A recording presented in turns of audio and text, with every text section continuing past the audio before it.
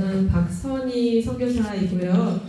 미국 일리노이 주립대학교에서 광고학을 전공했고, 그 다음에 베리트 신학교에서 목회학 석사 과정을 밟고, 또 미국 카이로스 신학교에서 성경학 석사 과정을 마쳤습니다. 그래서 아주 명 강사이신 오인정 전도사님이 원래 오늘 오기로 하셨는데 일본 오사카에서 세미나가 있으셔서 순서가 바뀌게 되는데 미리 말씀 못 드려서 죄송합니다. 저는 지금 평강제일교회에서 주일학교 가장 애기들 영화부 담당하고 있고요. 또 영어 관련된 통번역이나 뭐 책, 영문책이나 이런 전반 일을 하고 있습니다. 오늘 함께 은혜 나누실 말씀 제목은 예수 그리스도의 족보 속 새 여인의 구속 경륜입니다. 예수 그리스도의 족보 속 새 여인의 구속 경륜. 방금 저희가 예수님의 족보가 불렀는데 실례가 안 된다면 저희 본문 말씀을 한번 같이 읽겠습니다. 성경 버전이 다를 수 있어서 제가 화면에 개역 한글 버전으로 함께 읽어주시면 감사하겠습니다. 시작. 아브라함과 다윗의 자손 예수 그리스도의 세계라. 아브라함이 이삭을 낳고 이삭은 야곱을 낳고 야곱은 유다와 그의 형제를 낳고 유다는 다말에게서 베레스와 세라를 낳고 베레스는 헤솔을 낳고 헤솔은 람을 낳고 람은 아미나답을 낳고 아미나답은 나손을 낳고 나손은 살몬을 낳고 살몬은 나합에게서 보아스를 낳고 보아스는 르셈에서 오벳을 낳고 오벳은 이새를 낳고 이는 하나님의 말씀이니라. 아멘. 그동안 지금 족보 공부를 하시면서 이 구절들을 계속 보셨을 텐데 여기 특이한 점이 있죠. 여자들이 살짝 볼드로 이렇게 두껍게 기록이 되어 있습니다. 그런데 유대인의 족보에는 원래 여자의 이름을 기록하지 않죠. 다 아버지에서 아들, 북의 중심으로 기록된 족보입니다. 한국도 그런 걸로 알고 있는데 제가 듣기로는 저는 박혁거세 후손이래요. 근데 오빠만 족보에 올라가 있다고 어릴 때 들었습니다. 한국도 그런데 유대인들도 그렇습니다. 그런데 예수님의 족보에 여자들의 이름이 있다는 것은 정말로 특이한 것이죠. 자, 이렇게 저번에 배우셨겠지만 14대씩 3기로 예수님의 족보가 구분이 되어 있죠. 그래서 총 남자가 41명이 기록이 되어 있죠. 네, 그런데 여기에 5명의 여자가 추가로 기록되어 있습니다. 다말, 라합, 룻, 우리아의 아내, 마리아. 보시면은 굳이 없어도 되는 이름들이에요. 남자들이 이미 있기 때문에. 그리고 또 되게 위대한 믿음의 어머니들이 또 있잖아요. 사라도 있고 리브가도 있고. 그런데 그 사람들은 없고 굳이 이 비천하고 소외된 신분의 여자들, 또 죄인인 이 여자들의 이름이 왜 기록되어 있는지를 오늘 함께 살펴보겠습니다. 먼저 서론적으로 이 예수님의 족보 3가지 식이 있죠. 제1기가 아브라함부터 다윗 왕. 그 교환에 제가 왕을 빼먹었어요. 좀 추가해 주시기 바랍니다. 제1기에 아브라함부터 다윗 왕까지죠. 그리고 2기가 다윗부터 바벨론 포로까지. 3기가 바벨론에서 예수님까지. 그래서 이 세 시기를 보면 이스라엘 나라의 역사를 볼 수가 있습니다.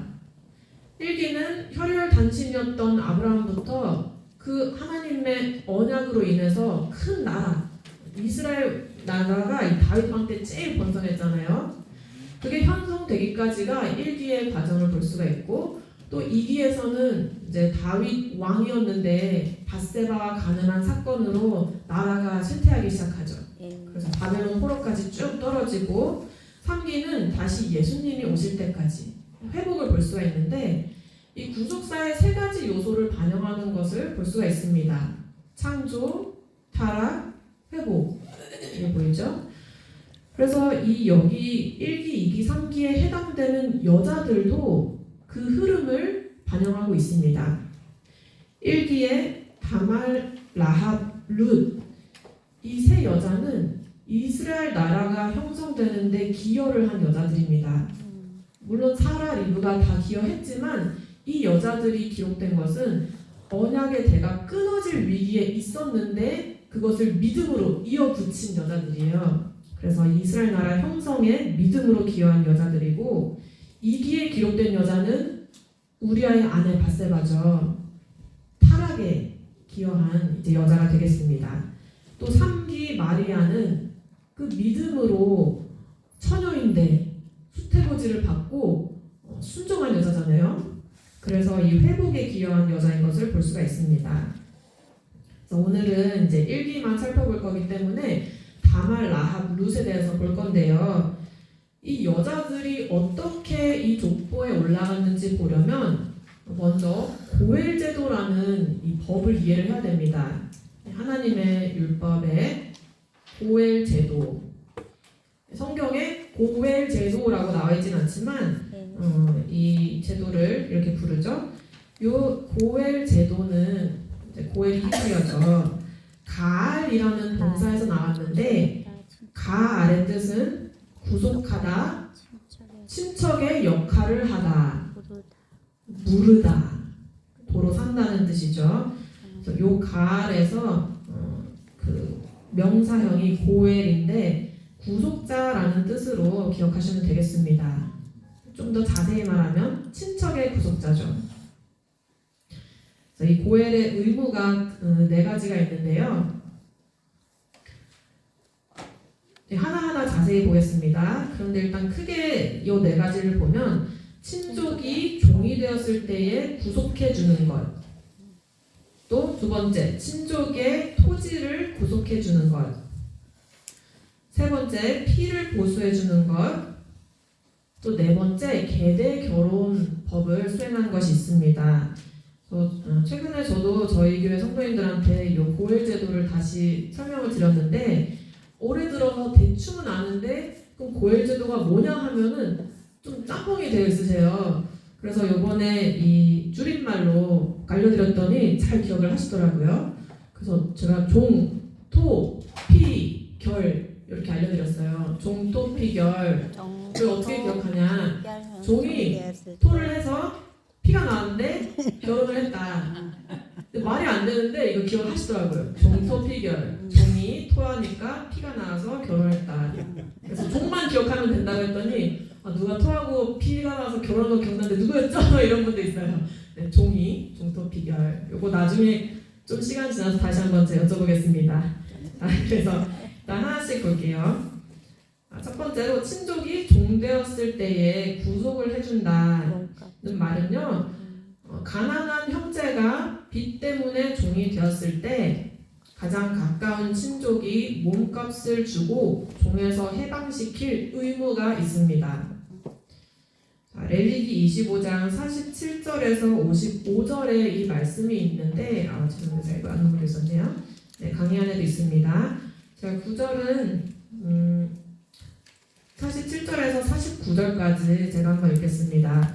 너희 중에 우거하는 이방인은 부요하게 되고 그 곁에 사는 너희 동족은 비난하게 되므로 너희 중에 우거하는 그 이방인에게나 그 족속에게 몸이 팔렸으면 팔린 후에 그를 속량할 수 있나니, 이게 가알이죠. 히브리어로 구속할 수 있나니, 그 형제 중 하나가 속하거나, 다시 무르거나 사거나, 삼촌이나 사촌이 속하거나 그 근족 중 누구든지 속할 것이요 그가 부요하게 되면 스스로 속하되.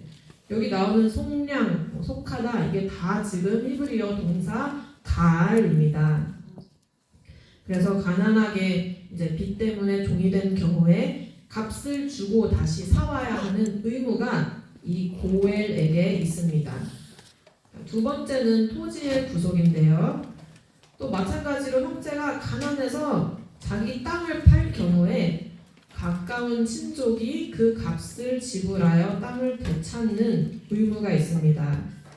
이것도 순서대로라서 제일 가까운 친족이 못하겠다고 하면 그 다음으로 가까운 친족이 이 땅을 물러야 하는 것이죠. 그래서 레위기 25장 23절에서 28절인데 제가 27절까지 읽겠습니다. 토지를 영영히 팔지 말 것은 토지는 다 내 것임이라. 너희는 나그네요 우거하는 자로서 나와 함께 있느니라. 너희 기업에 온 땅에서 그 토지 무르기를 허락할지니 만일 너희 형제가 가난하여 그 기업 얼마를 팔았으면 그 근족이 와서 동족에 판 것을 물을 것이요 만일 그것을 물을 사람이 없고 자기가 부요하게 되어 물을 힘이 있거든 그 판 해를 계수하여 그 남은 값을 산자에게 주고 그 기업으로 돌아갈 것이니라. 자, 여기서도 물은다 이게 다 가알. 근족도 고엘입니다. 근족 고엘. 땅은 모두 하나님의 것이기 때문에 이것을 이제 팔렸으면 다시 꼭 사와야 하는 것이고 그것을 꼭 그 친족 안에서 하는 것은 이 기업이 다른 지파로 넘어가지 않기 위함이죠. 자, 그 다음에 세 번째 피해 보수입니다. 친족이 억울하게 죽었다면 살해자를 찾아서 피해 복수를 꼭 해야 합니다. 그 이유는 이 가문의 명예를 회복하고 또 남아있는 생명과 재산을 보호하기 위해서죠. 그런데 이 살해자가 만약에 고의가 아니었는데 살인을 하면은 도피성으로 갈 수가 있죠. 그래서 대제사장이 죽으면 도피성에서 나올 수 있고 만약 아직 안 죽었는데 거기서 나오면은 이 고엘이 그 사람을 죽일 의무가 있습니다. 자, 민수기 35장 19절에서 21절에 있죠. 피를 보수하는 자가 여기 보수하는 자도 고엘입니다. 그 고살자를 친히 죽일 것이니 그를 만나거든 죽일 것이요 만일 미워하는 까닭에 밀쳐 죽이거나 기회를 엿보아 무엇을 던져 죽이거나 원한으로 인하여 손으로 쳐 죽이면 그 친자를 반드시 죽일 것이니 이는 고살하였습니다. 피를 보수하는 자 고엘이 그 고살자를 만나거든 죽일 것이니라. 그 다음에 네 번째가 계대 결혼이죠. 형사 취수법이라고도 합니다. 친족이 아들 없이 죽었을 때 동생이 형수와 결혼해서 낳은 아들을 형의 아들 삼아 가문을 이어가는 제도입니다. 이렇게 함으로 그 이름이 끊이지 않고 기업이 계속 이어지고 할 수 있게 하시는 것인데 동생이 없을 경우에는 가장 가까운 근족이 친척이 그 의무가 있는데요. 마태복음 22장 29절에 사두개인들이 예수님을 함정에 빠뜨리려고 질문을 하죠. 한 사람이 아들이 없이 죽었는데 또 아들을 못 낳고 그 동생을 치는데 또 죽고 하면은 누구의 아내가 사고에 되느냐라는 어거지스러운 그 질문을 하면서 이 계대 결혼법을 활용하여서 부활이 없다라고 주장을 하려고 했죠. 근데 그게 이 결혼법의 포인트가 아닙니다. 신명기 25장 5절에서 10절에 그 내용이 있는데 제가 5절에서 6절 읽어보겠습니다. 형제가 동거하는데 그중 하나가 죽고 아들이 없거든 그 죽은 자의 아내는 나가서 타인에게 시집가지 말 것이요 그 남편의 형제가 그에게로 들어가서 그를 취하여 아내를 삼아 그의 남편의 형제된 의무를 그에게 다 행할 것이요 그 여인의 낳은 첫 아들로 그 죽은 형제의 후사를 있게 하여 그 이름을 이스라엘 중에서 끊어지지 않게 할 것이니라. 근데 여기 이 계대 결혼법에서는 고엘이나 가알이라는 말이 안 나옵니다. 그래서 모든 신학자들이 똑같은 견해를 갖고 있진 않아요. 여기 이 네 가지 중에서 보통 이 첫 번째 세 개만 고엘 제도로 보는 학자들도 있고 네 번째까지 다 포함시키는 학자들이 있는데 포함을 안 시키는 분들도 동의하는 것이 이 계대 결혼도 어쨌든 고엘 제도와 같은 그 원리긴 하다. 하나님의 구속의 원리와 같긴 하다. 이렇게 봅니다.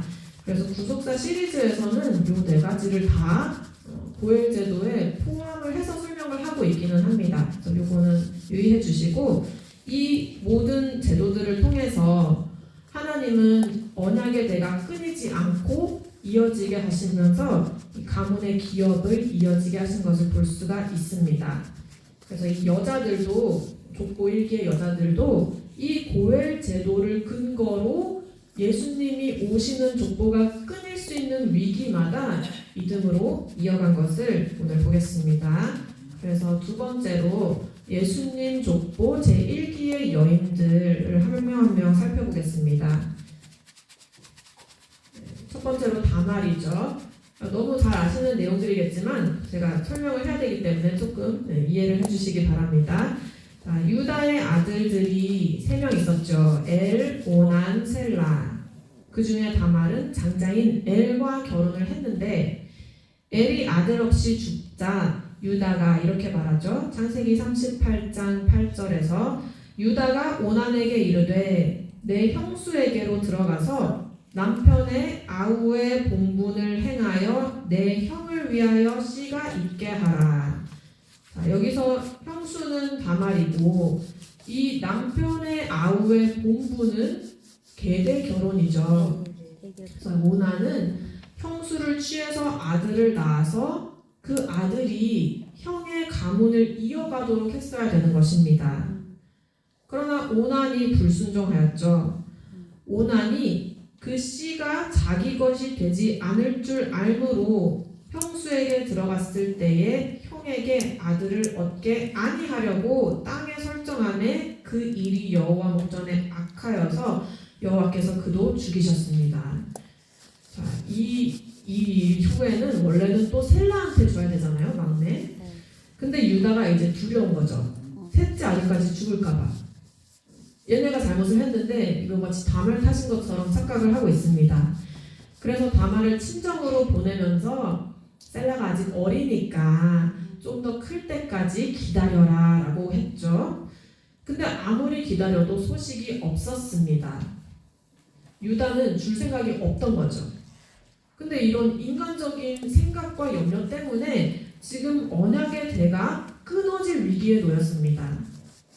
이 언약의 씨가 아브라함, 이삭, 야곱 해서 쭉 유다 쭉 내려가야 되는데 예수님까지 와야 되는데 지금 엄청난 위기에 구속사가 놓인 것이죠. 그런데 어떻게 그 대가 이어져 갔느냐? 바로 다말의 믿음과 의로 가능했습니다. 다말이 상녀로 변장을 했죠. 그래서 유다가 이제 아내를 잃고 다가가서 창녀인 줄 알고 나로 너로 내게 들어가게 하라. 그랬더니 다말이 무엇을 줄 거냐 하니까 염소 새끼를 주겠다고 했죠. 근데 지금 없으니까 나중에 줄 거다. 네, 그럼 뭘 믿고 주냐 했을 때 증표, 도장, 끈, 지팡이 이걸 주겠다고 해서 관계를 가지고 잉태를 해서 쌍둥이를 갖게 되죠. 근데 유다가 이 소식을 듣고 노발대발하면서 내 과부된 며느리가 임신을 했다. 불태워버려야 된다. 그랬죠. 자기는 깨끗한 척하고 아무도 모를 거라고 생각하고 과부인 미친이 나왔습니다. 과부인 며느리가 임신했다고 정죄를 하고 있습니다. 근데 다말이 이 증표가 이 아이들 아빠입니다 했을 때 이게 내 것이구나 알아보았죠. 그래서 유다가 뭐라고 했습니까? 그것들을 알아보고 그는 나보다 옳도다. 다말이 차다크 의롭다 라고 했습니다. 내가 그를 내 아들 셀라에게 주지 아니하였음이로다 하고 다시는 다말을 가까이 하지 않았습니다. 자, 도덕적으로 윤리적으로 보면 어떻게 다말이 그럴 수 있나? 부도덕해 보이죠. 어떻게 시아버지를 창녀로 변장해서 유혹을 해서 아이를 가지느냐라고 생각할 수 있습니다. 심지어 그러나 이 다말이 한 행동은 그런 정욕으로 인해서 복수로 인해서가 아니죠. 언약의 대를 이어야 한다. 그 하나님의 언약을 붙들고 거룩한 열망을 가지고 행한 일입니다. 만약에 다말이 과부인데 임신을 했다더라 라고 음행죄로 고발되면 지금 돌에 맞아서 죽을 수도 있는 상황에서 자기 목숨을 걸고 이 언약의 대를 지킨 겁니다. 그래서 여기서 유다는 본의 아니게 다말의 고엘 역할을 했어요. 그래서 이 가문이 이어지게 됩니다. 그리고 여기서 유다가 다시는 다말을 가까이 하지 않았다라고 굳이 기록한 것은 유다가 회개했다는 것을 보여주고 있습니다. 자, 다말의 다말의 이름은 히브리어로 타마르인데 그 뜻은 기둥, 종려나무입니다. 그래서 이 타마르란 단어는 지금 사용되지 않는 어근에서 왔는데 똑바로 세우다라는 어근에서 왔습니다. 종려나무도 굉장히 똑바로 자라는 나무잖아요. 그래서 믿음으로 다말은 신앙적으로 유다의 집이 무너져가고 있었는데 그 집을 바로 일으켜 세운 인물인 것을 알 수가 있습니다. 그래서 특이한 것은 이 다말 사건 이후에 유다한테 변화가 생겼어요. 창세기 37장에서 그 요셉이 형들한테 팔리는 사건이 나오고 그 다음 장이 요 다말 사건이거든요. 38장. 근데 38장 시작이 이렇게 됩니다. 그 후에 유다가 자기 형제에게서 내려가서 아둘람 사람 히라에게로 나아가니라. 자, 그 요셉 판 사건 이후에 유다가 자기 가족한테서 떨어져 나와서 내려가요. 근데 성경을 보면 이제 내려간다. 지리적으로도 내려갈 때 주로 상징적으로 신앙적으로 내려가는 것을 표현할 때가 많이 있습니다. 자, 내려가서 뭘 했느냐? 2절에 가나안 사람 수아라 하는 자의 딸을 보고 취하여 동침했습니다. 이방 여자랑 결혼을 했죠.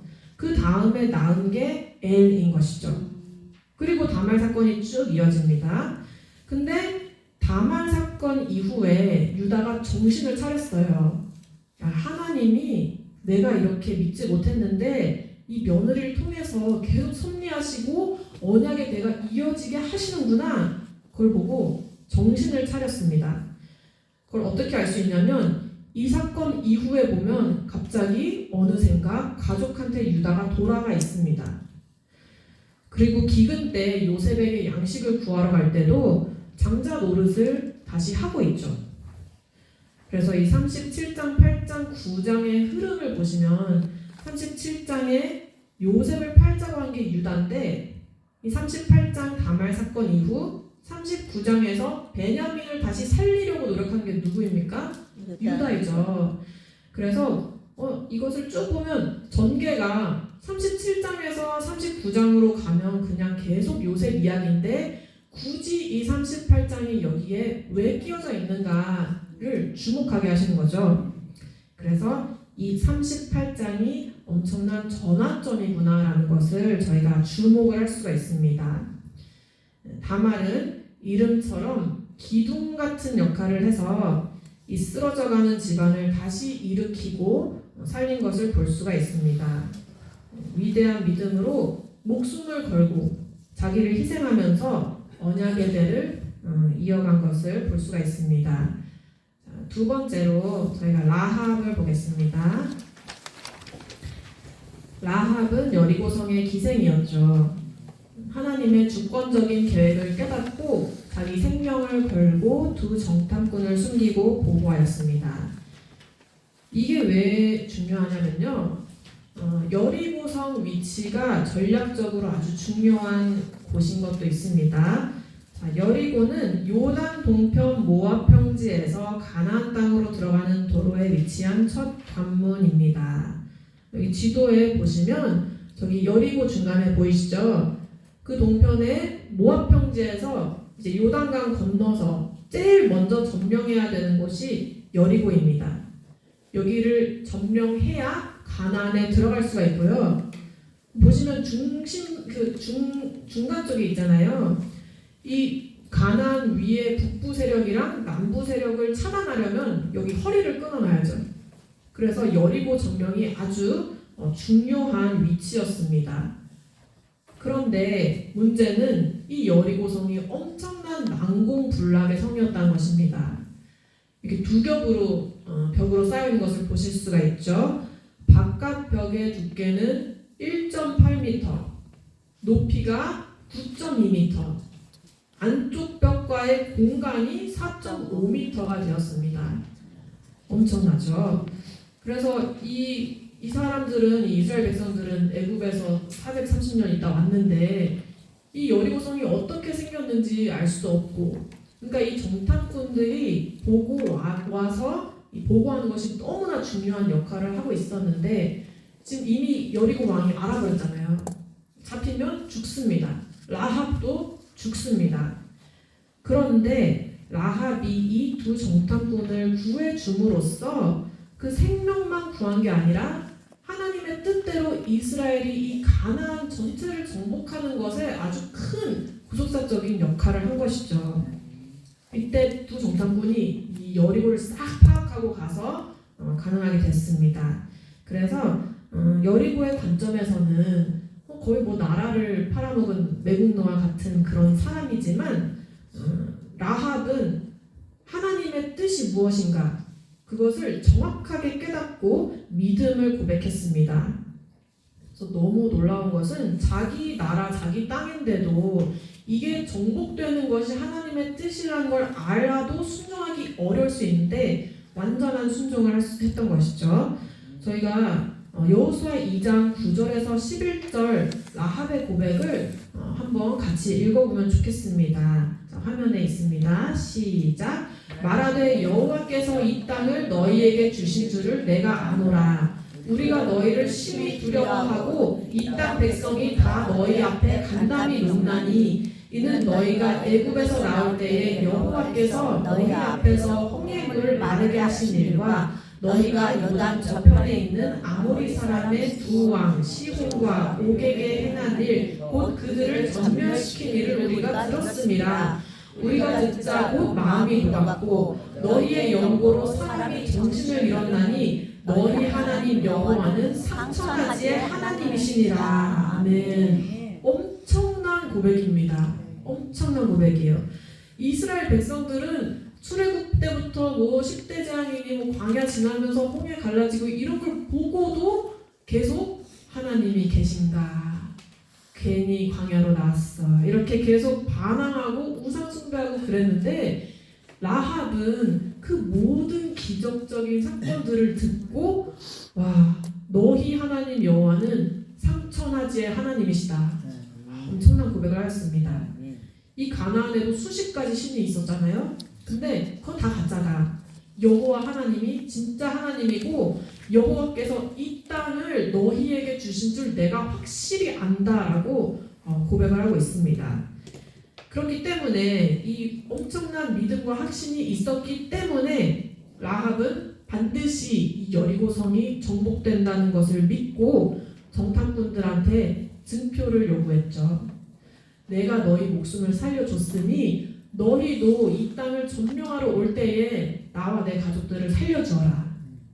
그때 정탐꾼들이 창문에 무엇을 매라고 했습니까? 붉은 줄을 매라고 하였죠. 그래서 이스라엘이 여리고를 공격했을 때 라합과 가족들이 다 구원을 받았습니다. 이 붉은 줄은 구원의 상징이죠. 라합한테는 생명의 상징입니다. 이게 있어야 살죠. 그래서 이것은 마치 유월절 양의 피가 있는 집은 산 것처럼 또 예수 그리스도의 피를 통해 믿는 우리가 영생을 얻는 것을 예표합니다. 그래서 우리도 날마다 이 구원의 증표가 있는가? 처음엔 다 있죠. 원래 라합집도 처음엔 있죠. 근데 만약에 어느 날 바람이 세게 불어서 날아갈 수도 있는 거잖아요. 그러면 라합은 이게 없으면 죽는데 나랑 내 가족들도 아마 날마다 가서 확인했을 겁니다. 일어나자마자 기도 한번 하고 이게 있는가 없는가 잘 달려있는가 언제 올지 모르잖아요. 정탐꾼들이. 그래서 우리도 여리고성을 그 일곱 나팔을 불면서 돌 때 여리고성이 무너졌듯이 이 마지막 때 세상 바벨론도 일곱 나팔로 멸망을 당하는데 그때에 우리 집에, 우리 교회, 우리 가정에 붉은 줄이 있는가 예수 그리스도의 보혈이 있는지 날마다 살펴봐야 된다라는 적용을 할 수가 있습니다. 우리 가르칠 때 우리 성도님들한테 이게 한번 그냥 내가 믿었으니까 나는 구원받고 말지 하고 가만히 있는 것이 아니라 날마다 나의 신앙을 점검해 봐야 된다. 이런 포인트로 적용을 해볼 수가 있겠습니다. 그래서 여호수아 6장 23절에 정탐한 소년들이 들어가서 라합과 그 부모와 그 형제와 그에게 속한 모든 것을 이끌어내고 또 그 친족들도 다 이끌어내서 이 사람들만 살았죠. 구원의 증표가 있는 라합의 집에 들어온 사람은 모두 살았습니다. 그래서 저희가 설교를 할 때 이제 가족들이 안 나오는 성도님들이 계시잖아요. 혼자 신앙생활 하시는 권사님들, 이런 분들한테 굉장히 소망을 줄 수 있는 말씀이에요. 왜냐하면 라합 한 사람의 믿음으로 이 부모, 형제, 친족 그에 속한 모든 것이 다 생명을 건졌잖아요.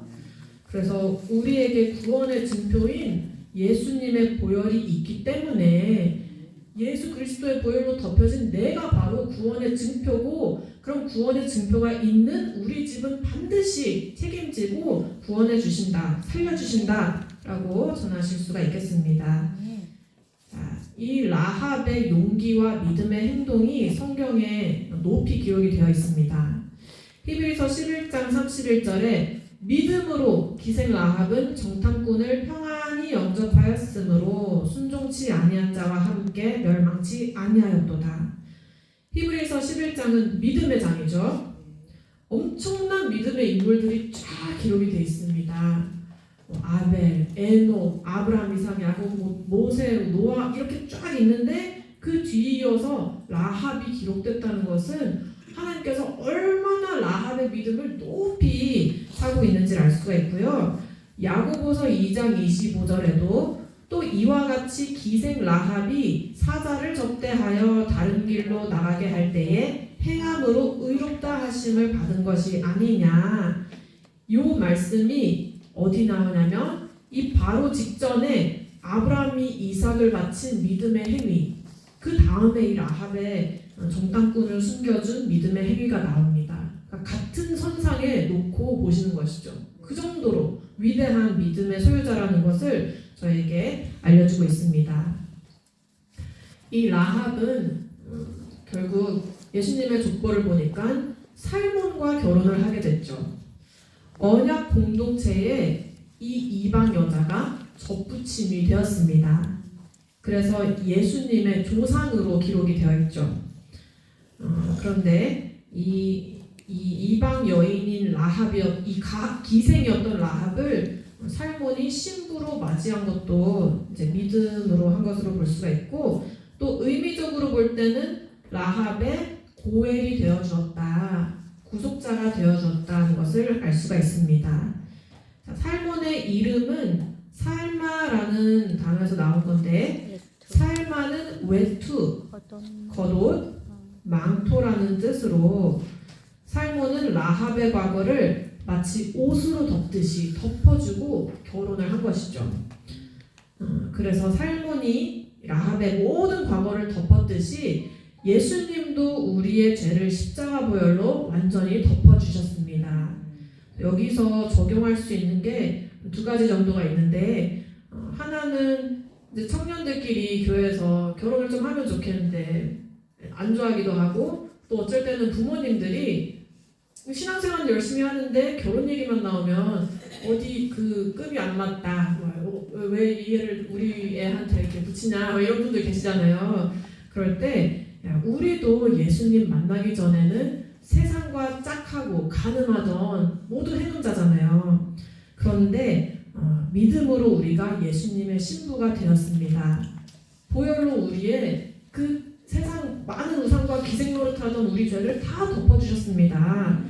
그럼 우리도 사실 급이 안 맞는 결혼이잖아요. 예수님은 하나님 자체시고 말씀이시고 죄가 없으신 분인데, 우리는 태생부터 죄악된 죄로 얼룩진 신부인데 급이 안 맞는 결혼이지만 덮어주심으로 이렇게 그리스도의 신부 삼아 주셨는데, 믿음으로 보시고 믿음만 맞으면 이렇게 결혼을 하시라는 적용을 해볼 수도 있고, 또 사이가 안 좋은 성도님들 화해의 쪽으로 할 수도 있습니다. 우리도 이렇게 예수님이 덮어주셨다면 다른 사람의 허물을 덮어줄 수 있어야 된다. 베드로전서 4장 8절에 있죠. 베드로전서 4장 8절. 사랑은 허다한 죄를 덮는다. 그래서 다른 사람의 허물을 들춰내는 게 아니라 우리가 모두 이 살몬과 같이 사랑의 보자기가 되어서 살몬처럼 예수님처럼 서로 덮어줘야지 이렇게 예수님의 족보에 기록이 될 수 있다. 이런 쪽으로도 적용을 해볼 수가 있겠습니다. 자, 이제 룻만 남았는데요. 잠깐 휴식을 가지고 룻하고 그 다음에 최종 결론과 적용을 하고요.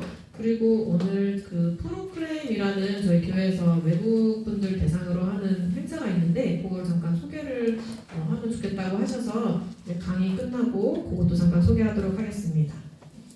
잠깐 휴식하겠습니다. 10분 휴식하겠습니다. 길어요. 그래서 룻의 이 도일제도 두 가지가 나오기 때문에 자, 룻으로 시작하겠습니다. 자, 룻은 모압 여인이었죠.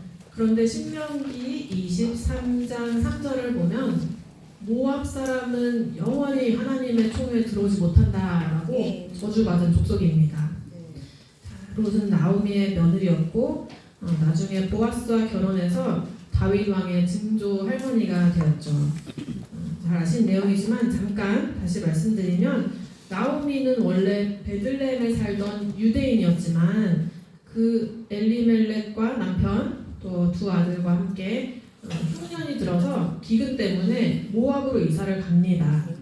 근데 하나님은 그 땅을 떠나지 말라고 하셨는데 그 떠난 게 사실상 문제죠. 그래서 그곳에서 남편은 죽고 또 두 아들은 며느리들을 얻었는데 아들들도 죽고 그랬죠. 그래서 이제 다시 3명의 과부가 남아서 베들레헴으로 돌아가는 길에 나오미가 며느리들한테 너는 그냥 모압으로 돌아가. 그렇죠.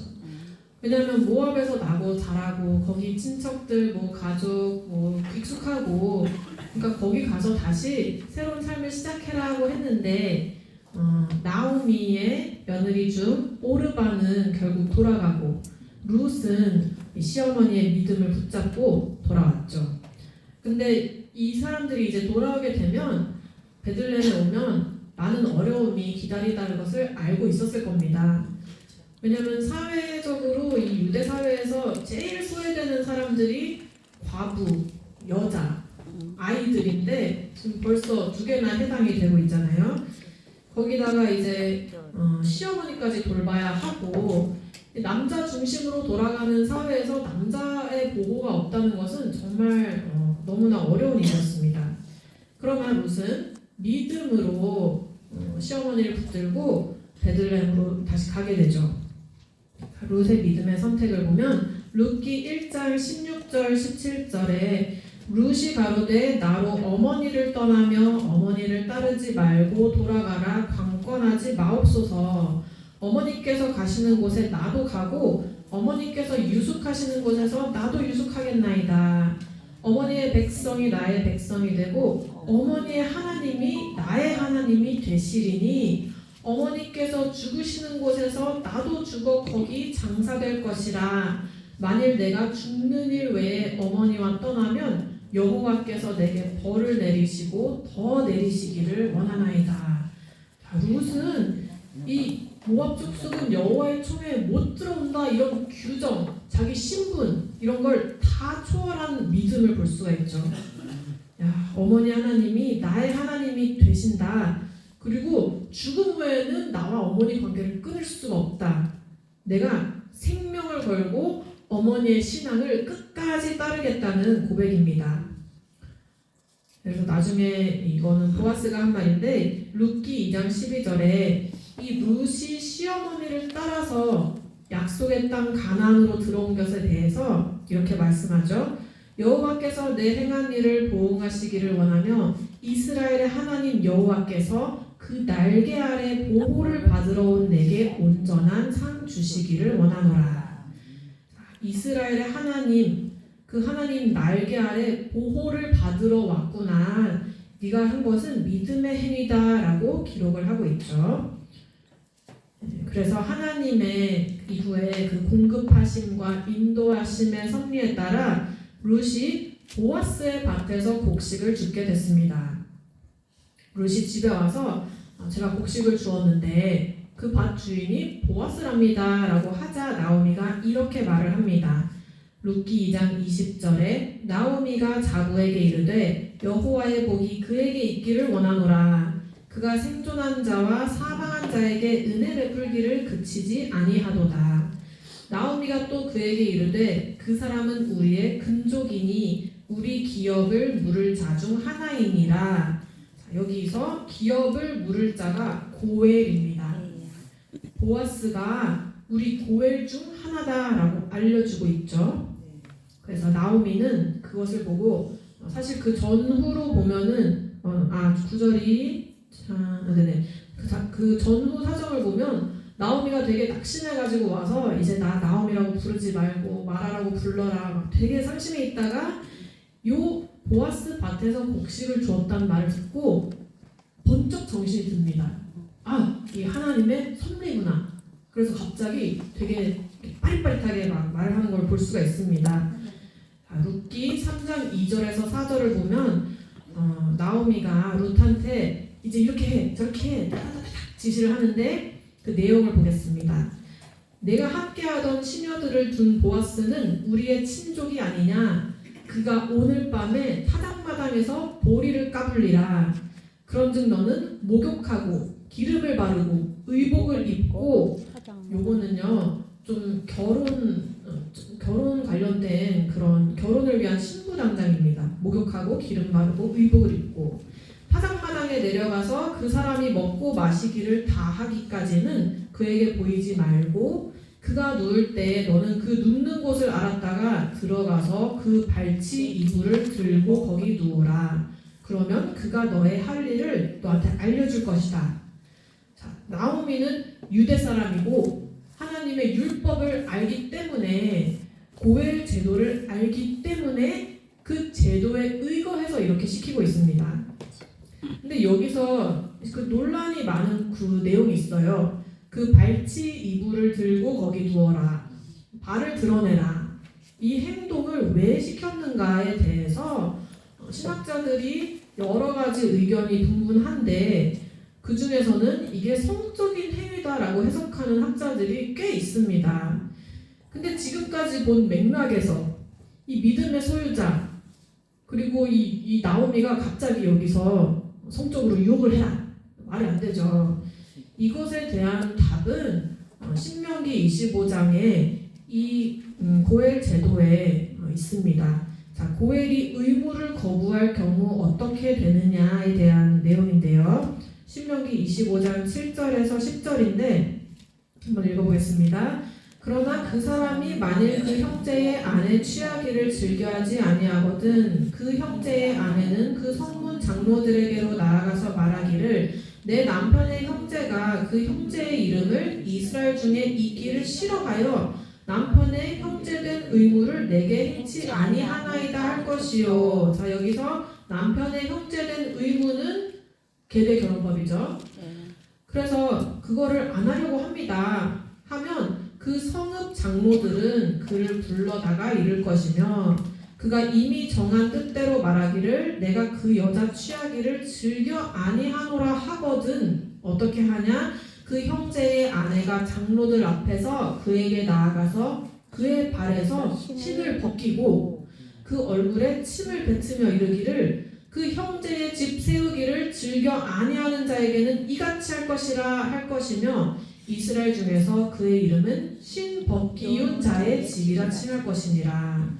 자, 신발은 소유, 힘을 상징합니다. 그래서 자유자만 신을 신고 종은 맨발로 다녔죠. 하나님께서 모세를 종으로 부르실 때도 너의 선 곳은 거룩한 땅이니 그 신을 벗으라고 했죠.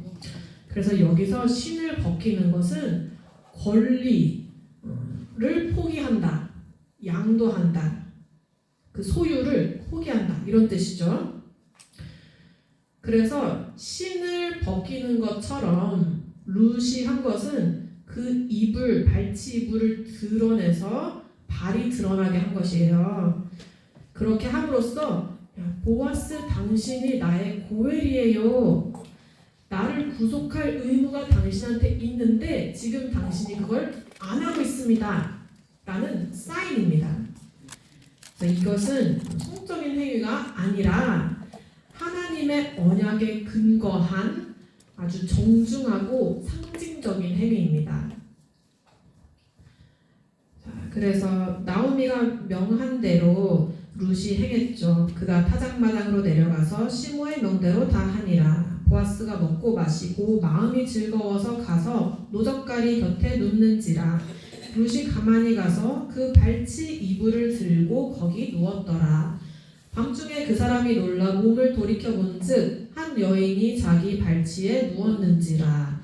가로되 내가 누구뇨? 대답하되 나는 당신의 시녀 룻이오니 당신의 옷자락으로 시녀를 덮으소서. 당신은 우리 기업 물을 자, 당신은 우리 고엘입니다 라고 말합니다.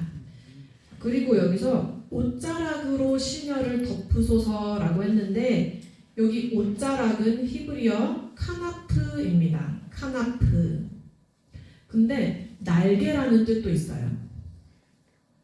아까 룻기 2장 12절에 하나님 날개 아래 보호받으러 왔다고 했죠. 그래서 이 당신의 옷자락으로 날개로 저를 덮으소서라고 하는 것은 이제 룻이 하나님의 언약 아래에 보호받게 되는 것을 보여줍니다. 보아스는 룻의 그 청혼을 받고 내가 고엘이 되어주겠다 약속을 합니다. 근데 문제가 있죠? 보아스는 고엘 중 하나였다는 것입니다. 더 가까운 친척이 있었고 그 사람이 먼저 고엘의 그 권리를 행할 그 의무가 있었던 것이죠. 그래서 이 내용이 제가 현대인의 성경으로 룻기 4장 1절에서 10절까지 읽어보겠습니다. 보아스가 성문에 올라가서 앉아 있는데 마침 그가 말하던 친척이 그리로 지나가고 있었다. 그래서 보아스는 그를 불러 앉혀놓고 또 증인으로 그 성의 장로 10명을 초청하여 함께 앉힌 다음 그 친척에게 말하였다. 지금 모압 땅에서 돌아온 나오미가 우리 친척 엘리멜렉의 소유지를 팔려고 한다. 아까 신명기 25장에 있던 그 내용대로 하고 있죠. 장로들을 불러서 증인을 세우고 가장 가까운 친척한테 지금 이런 상황이다 알려주고 있습니다. 그 다음에 4절 아무래도 네가 이 사실을 알아야 할 것 같아서 너를 불렀다. 만일 내가 그 밭을 사고 싶으면 여기 앉아있는 장로들 앞에서 그것을 사도록 하라. 그러나 내가 사고 싶지 않으면 즉시 나에게 말하라.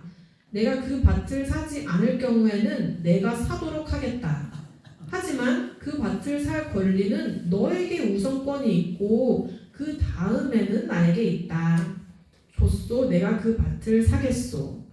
아까 봤던 고엘 제도에서 토지의 구속을 하겠다고 하고 있죠. 값을 주고 그 엘리멜렉의 밭을 되사겠다 했는데 여기서 이제 보아스가 말하죠. 그런데 네가 나오미에게서 그 밭을 살 경우에는 모압 여자 룻과 결혼하여 죽은 그 여자의 남편 이름으로 그 유산을 이어받을 자식을 낳게 해 주어야 한다. 밭을 사서 물으면 계대 결혼도 해야 된다 라고 알려주었습니다. 그랬더니 안 하겠다. 나는 그 밭을 살 수 없소. 그렇게 하다가는 내 재산만 충나지 않겠소. 나는 사지 않을 테니 당신이 그 밭을 사시오. 옛날부터 이스라엘에는 유산을 물려받을 권리를 다른 사람에게 넘겨줄 경우 그 권리를 넘겨주는 자가 상대방에게 신 한 짝을 벗어주어 그 일에 대한 증거물로 삼는 관습이 있었다. 그래서 그 사람도 신 한 짝을 벗어주면서 당신이 그 밭을 사시오 하였다. 고엘의 권리를 제일 가까운 친족이 포기하게 됩니다. 그러자 보아스가 바로 장로들과 그곳에 모인 사람들에게 말하였다. 내가 나오미께서 엘리멜렉과 그의 아들 기럨과 말론에게 속한 모든 재산을 산 사실에 대하여 오늘 여러분이 증인이 되었습니다. 그리고 말론의 아내였으나 지금은 과부로 있는 모압 여자 룻을 아내로 맞아 죽은 그 남편의 이름으로 그 재산이 보존되도록 하고 그의 이름이 자기 가문과 호적에서 사라지지 않도록 한 이 일에 대해서도 오늘 여러분이 증인이 되었습니다. 자, 그 다음으로 가까운 친족이었던 보아스가 고엘의 역할을 수행을 하고 있죠. 그래서 결국 하나님의 언약에 따라서 룻이 고엘의 신부가 되고 예수님이 오시는 족보를 이어가게 된 것입니다. 이렇게 보아스와 룻 사이에서 태어난 아들 오벳이 다윗 왕의 할아버지가 되었죠. 그래서 이 예수님의 족보를 이제 쭉 일기를 보았는데 여기서 이 라합과 룻 사이에 무엇이 있죠? 보아스와 오벳 사이에 사사시대 340년이 생략이 되어 있잖아요. 그러면은 그 사사시대로 인하여서 예수님이 오시는 통로가 끊어질 위기에 놓였는데 그것을 다시 이어붙인 그 다리가 되어준 것이 이방 기생 라합, 이방 과부 룻이었던 것이죠. 그래서 이 예수님 족보 1기에 기록된 여자들은 우리는 선민이야라고 자부하던 그 이스라엘 백성들보다도 더 큰 믿음이 있었기 때문에 여기에 기록된 것을 알 수가 있습니다. 가만히 있다가 우연히 기록된 것이 아니라 먼저는 정말 하나님이 인정할 만한 위대한 믿음이 있었고 두 번째는 하나님의 그 언약에 대한 확신이 있었습니다. 그 언약의 씨, 메시아가 이 가문으로 온다 이런 확신이 있었죠. 그 다음에 세 번째는 그 말씀을 붙들고 행하는 자기 희생이 있었습니다. 이 세 명 다 목숨을 걸고 이 가문을 지켜냈죠. 그래서 우리도 이런 믿음과 언약에 대한 확신과 또 자기 희생이 있어야겠습니다. 절대 족보에 올라갈 수 없는 여자들이 믿음으로 예수님의 족보에 이렇게 기록이 되어 있죠. 그래서 오늘 우리 인천 구속사 아카데미 모든 목사님, 사모님, 선교사님들의 가정마다 또 사역하시는 곳마다 이 말씀을 전할 때 그분들도 이 여자들과 같이 큰 믿음으로 반드시 생명책에 올려주실 줄 믿습니다. 끝으로 결론과 적용에 대해서 볼 텐데 한 4가지로 강의 안에 써놨는데요. 요거를 조합해서 쓰실 수도 있고 또 개별적으로 쓰실 수도 있는데 제일 클래식한 것은 이거예요. 예수님의 족보 제1기의 새 여인은 구원의 복음이 성별, 민족, 심지어 과거의 죄와 상관없이 모든 사람에게 확장된다는 것을 보여줍니다. 로마서 3장 22절 곧 예수 그리스도를 믿음으로 말미암아 모든 믿는 자에게 미치는 하나님의 의니 차별이 없느니라. 또 10장 12절 13절 말씀 유대인이나 헬라인이나 차별이 없음이라. 한 주께서 모든 사람의 주가 되사 저를 부르는 모든 사람에게 부요하시도다. 누구든지 주의 이름을 부르는 자는 구원을 얻으리라. 아멘. 네, 여자들이 족보에 올라간 것은 믿음으로입니다. 그래서 우리 성도님들 가운데 교회를 오래 다녔는데도 죄로 인한 죄책감에서 못 벗어나시는 분들이 꽤 있으신데 그런 분들에게 이 여자들을 봐라. 시아버지와 관계하고 창녀였고 이런 여자들도 예수님이 오시는 통로로 쓰임을 받고 족보에 기록되지 않았느냐 하면서 이 믿음을 강조해서 소망을 줄 수 있는 그런 결론과 적용이 있고요. 또 예수님의 자기 비하를 볼 수가 있습니다. 예수님은 자신의 족보를 깨끗하게 보존할 수도 있었지만 죄인을 구하기 위하여서 종의 형체를 취하신 것처럼 이 죄로 얼룩진 이방 여인들을 자신의 조상으로 삼는 것조차 마다하지 않으셨죠. 그래서 예수님의 족보를 통해서 우리를 향한 하나님의 그 넓고 깊은 사랑을 볼 수가 있습니다. 태초에 말씀이신 하나님이 사람으로 오셔서 족보 속에 죄인들과 같이 기록된 것만으로도 얼마나 낮아지셨는지 그 자기 비하의 희생적 사랑을 볼 수가 있죠. 그래서 예수님의 족보에는 자기를 낮추시되 이 시편 22편 6절 7절 말씀처럼 세상 사람들의 조롱거리가 되기까지 철저하게 낮아지신 우리를 이처럼 사랑하신 아가페 사랑의 흔적으로 볼 수가 있습니다. 또 다른 점은 예수님만이 성도의 고엘이다 라고 할 수가 있죠. 예수님만이 우리의 유일한 구속자이신데 이 고엘 제도 역시 전체 구약이 예수님을 가리키는 것처럼 고엘 제도도 예수님을 보여주고 있습니다. 먼저 친족이 종되었을 때 구속해 주신 것, 우리를 피로 값주시고 세상의 종노릇하던 우리를 해방시켜 주신 것을 말씀하고 있고요. 또 두 번째, 친족의 토지 구속은 우리의 하늘 기업, 그러니까 이스라엘 백성들이 기업이라고 하면 꼭 땅만 얘기하는 것은 아니고 우리의 영생의 기업도 되찾아 주시는 분이라는 걸 알 수가 있습니다. 또 피해 보수, 우리의 보수자 되시죠. 로마서 12장 19절. 또 계대 결혼은 우리의 신랑 되신 예수님을 보여줍니다. 요거는 주일 설교 때 하기는 좀 퍽퍽할 수 있기 때문에 좀 더 고엘 제도 자체에 집중해서 가르치시는 성경 공부가 있을 경우에는 이제 이런 쪽으로 또 좀 자세하게 연결을 할 수가 있겠고, 아닌 경우에는 그냥 예수님이 우리의 고엘이시다 해도 이제 이해가 많이 되시죠. 그 다음에 마지막으로 고엘의 신부의 사명으로 연결을 할 수가 있습니다. 성경에서는 예수님과 교회의 관계를 신랑과 신부 관계로 표현을 하고 있죠. 그래서 앞에 나왔던 이 고엘들도 다 예수님을 예표하고 있는데, 그렇다면 그 신부들은 바로 우리 교회를 상징하고 있죠. 그러면 우리가 교회로서 어떤 사명이 있는가, 이쪽으로 갈 수가 있습니다. 그래서 계시록 12장을 보면 해를 입은 여자가 아들을 낳죠. 하늘에 큰 이적이 보이니 해를 입은 한 여자가 있는데 그 발 아래는 달이 있고 그 머리에는 12별의 면류관을 썼더라. 이 여자가 아이를 베어 해산하게 되매 아파서 애써 부르짖더라. 자, 해를 입은 여자. 해는 이제 의의 태양이신 예수님을 몽땅 입은 성령과 은혜와 말씀이 충만한 이 신령한 교회를 상징하고 있습니다. 여자가 마지막 때 교회죠. 그런데 해산하게 되니까 아파서 부르짖더라. 자, 나중에 결국 아들을 낳지만, 자, 여기서 이 여자 교회의 사명은 바로 아들을 낳는 것이라는 걸 알 수가 있습니다.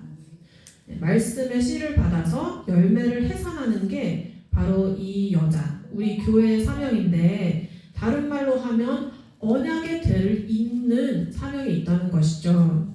그런데 2절을 보니까 해산하게 되매 아파서 부르짖습니다. 창세기 3장 16절에 타락 이후에 여자에게 잉태의 고통이 생겼죠. 창세기 3장 16절.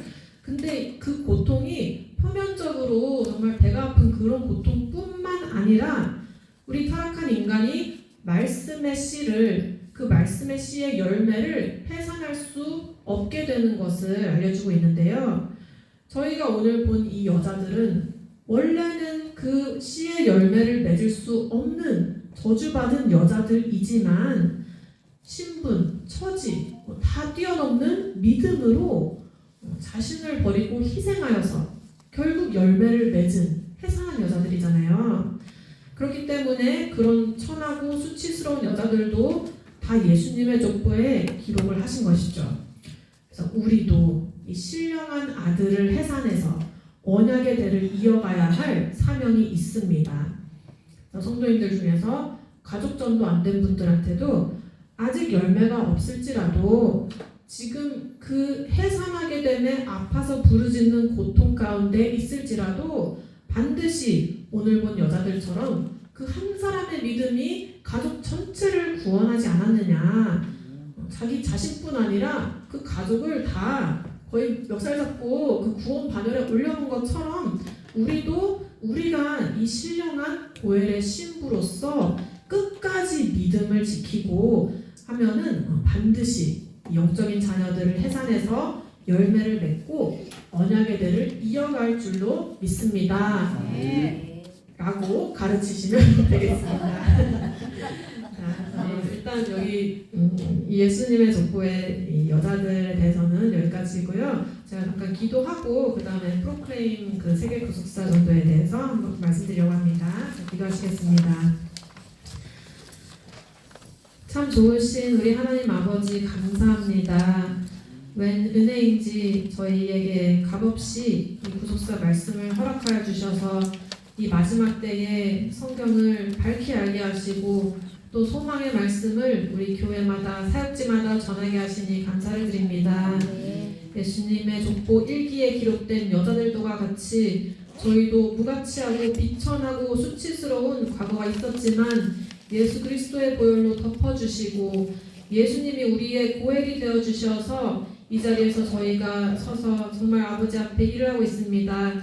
하나님 아버지, 저희의 이 모든 어려움을 아버지께서 다 아시고 돌아보시는 가운데에 우리 교회와 사역지에도 정말 예수 그리스도의 보혈이 또 그 복음이 물이 받아 덮듯이 덮을 수 있게 도와주시옵소서. 우리 목사님들, 선교사님들, 사모님들 아버지께서 끝까지 말씀으로 강하게 붙들어 주시는 가운데에 교회마다 부흥이 되고 선교지마다 더욱 부흥이 되고 정말 말씀이 땅끝까지 전파되는 데에 또 모든 영혼 한 명 한 명을 살리는 데에 늘 아버지 힘쓰고 애쓸 수 있도록 아버지께서 강하게 모두를 붙들어 주시옵소서. 필요한 물질을 보내주시고 필요한 사람을 붙여주시어서 아버지 일하기에 부족함이 없을 수 있게 도와주시고 예수 그리스도의 지상명령을 땅끝까지 수행할 수 있는 우리 모든 목회자분들 될 수 있도록 도와주시옵소서. 섬기는 가정, 교회 모두 축복하여 주시고 정말 하늘문을 여시사 그 보고에 아버지께서 허락하시는 천천만만의 모든 축복을 또 형통의 복을 허락하여 주시옵소서. 특별히 오늘 장소를 허락해 주신 우리 우종규 목사님 또 시온교회 하늘의 축복이 다함이 없을 수 있게 도와주시고 땅의 기름진 복으로 더하여 주시어서 부흥의 역사가 또 이 그리스도의 이 기독교 십자가 깃발이 정말 이 지역에 널리 퍼지는데 기여할 수 있는 그런 복된 교회 될 수 있도록 도와주시옵소서.